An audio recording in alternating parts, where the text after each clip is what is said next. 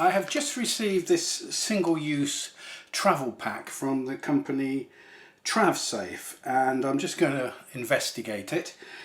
Looks to be sort of pretty well self-contained with everything you require for a journey. So all in all, the kit contains sterile wipes,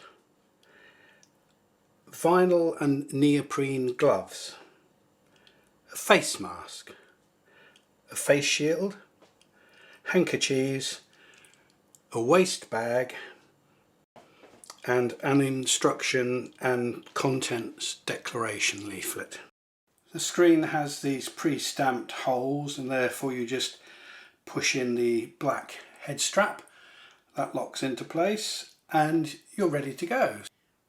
I think if you're travelling farther afield, then really to travel without such a kit would seem rather silly.